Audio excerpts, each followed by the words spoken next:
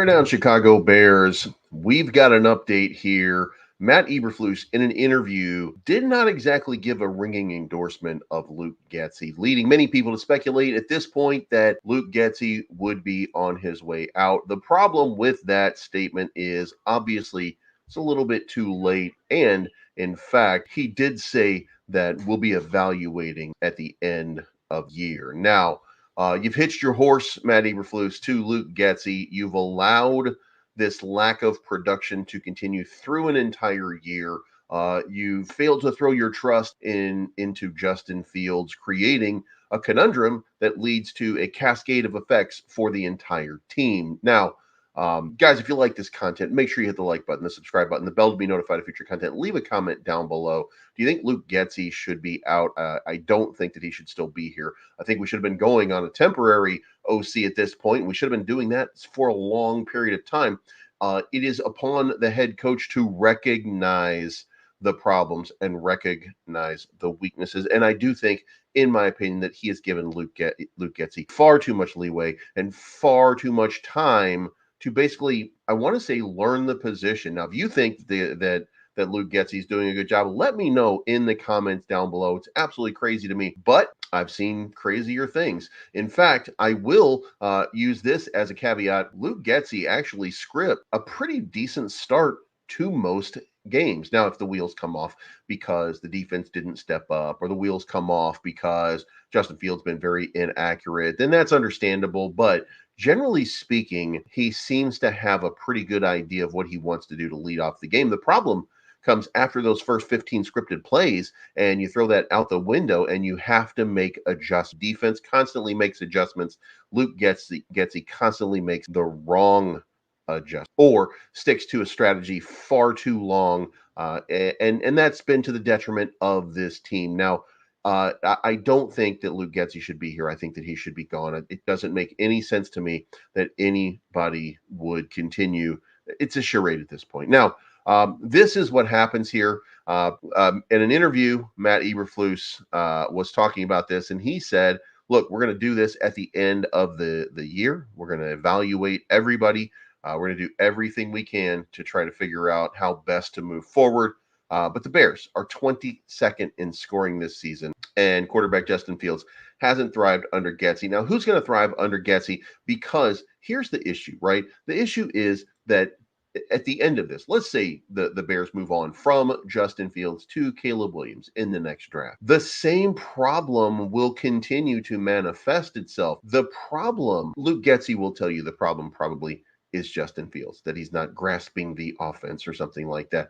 But that's not the problem. The problem is the offensive coordinator is not using the tools at his disposal properly to maximize the output of the team. There are two ways that you can look at this as a coach. Number one, they have to do it your way, and they have to do it to the best of their ability. Or number two, you have to adapt to the talent that you have and make sure that that talent is maximized. Now, can you honestly say that Luke Getsy is doing the second one and that he is maximizing the talent on this team? And I don't think that you can. I don't think that there's any logical way that you can say that. Now, there could be an argument being made statistically that DJ Moore is having a good year, or that Cole Kmet is having a good year, or even that Justin Fields is having a decent year. I think his QBR is about 92.3 right now. That really comes in as a pretty good rating, and it does create an opportunity for him going forward to say, you know, I've had a decent career. And in fact, I think he's passed for 3,200 in the last 17 games, something like 3,100 yards, rushed for 1,200 yards, 32 touchdowns, 16 interceptions. Now, there are fumbles. So, you know, this is not just a rose-colored mirror that we're looking at. He has had a problem turning the ball over, a legitimate problem turning the ball over, a problem that Lamar Jackson does not have. And I consider Lamar Jackson to be probably the best quarterback runner in the game. Justin Fields probably a close number two, and the difference is he just does not turn that ball over. So, you know, you do have to consider some of these things. So, you know, what do the Bears do? I mean, obviously you get rid of Luke Getsy because he's doing that number one thing. He's just trying to make everybody do his own offense and trying to fit everything in, and it's just not working. So the question then becomes like, what do you do? And the fact that you can look at this and say, hey, I'm going to wait and you know what? I'm going to burn 3 more games because why not? That should tell you that he wants to give his boy a chance. And that's not fair to the team. That's not fair to the players going into free agency who would like to have an opportunity to show themselves out for the last couple of games, or to the players who might be getting traded. Like you would owe yourself even the obligation at this point to put Justin Fields, if you're going to trade him, in a better position. If you're going to keep him, in a better position, no matter what, in a better position to perform. And Luke Getsy does not provide you with that option. So I don't think that Matt Eberflus is looking at this clear-headed. And let me know what you think in the comments down below. But I don't feel like Matt Eberflus is looking out for the best of the team. Now, one thing that I do want to say is going into Justin Fields, we want to re-sign to a long-term contract. And the question has become, what is to happen next? Well, the Chicago Bears in the 21st century, according to Dan Weiderer, first round picks to get a second contract with the team: Brian Urlacher, Rex Grossman, Tommy Harris, Kyle Long, Kyle Fuller, and that's it. Now, you can see here, there are people down here. I'd assume you knew this stat was pretty misleading before you decided to tweet it out. At least I'd hope so. Bears reporter, and I don't know why he considers this to be misleading. It's factually accurate, right?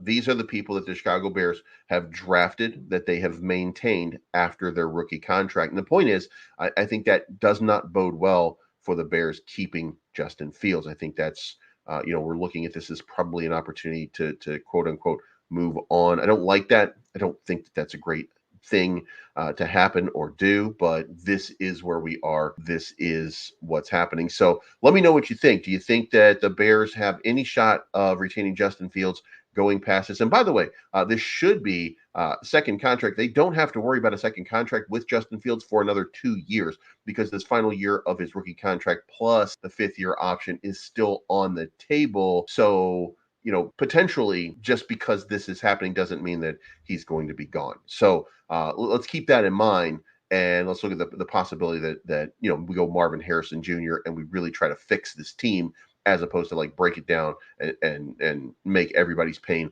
last just a little bit longer. Also, Tyler Scott came out in defense, and now at this point, you've basically seen the entire offense come out and defend Justin Fields. I would be playing with him for the rest of my career, honestly. And of course, he would say that about any starting quarterback who was his teammate.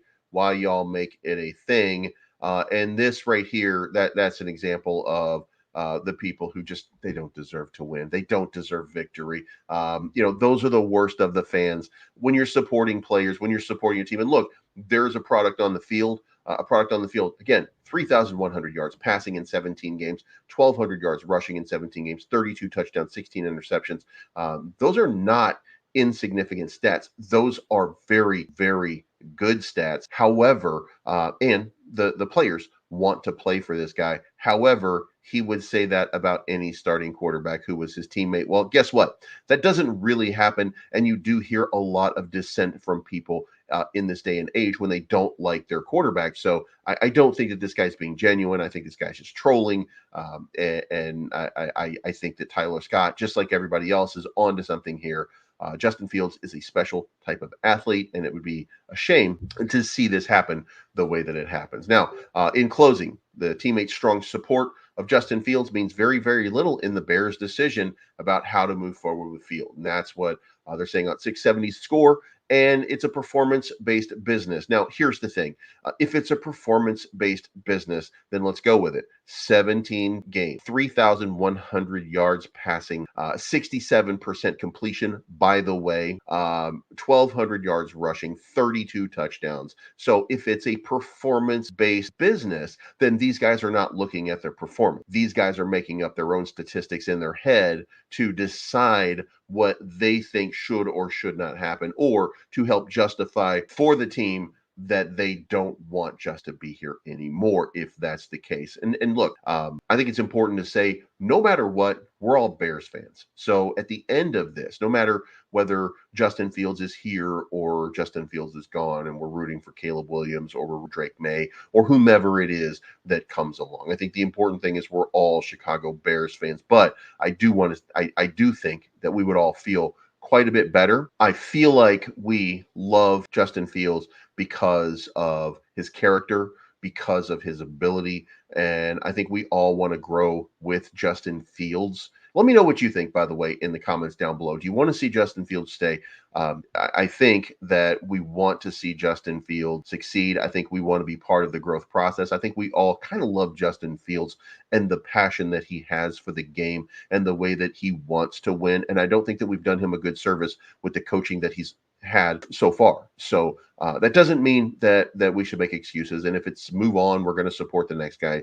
But I think that Ryan Poles, if you ever see this, Maddie Eberflus, if you ever see this, I think you owe it to us to dump Luke Getsy, get us somebody who is a quarterback whisperer, stick with Justin Fields, grab him another receiver, get him. And by the way, Marvin Harrison Jr., great. Love Marvin Harrison Jr., but Malik Neighbors is also, I think, a transcendent sort of receiver coming out of college right now. I think there are plenty of different options. I think Jared Verse would go well with Montez Sweat. He has a motor that doesn't quit.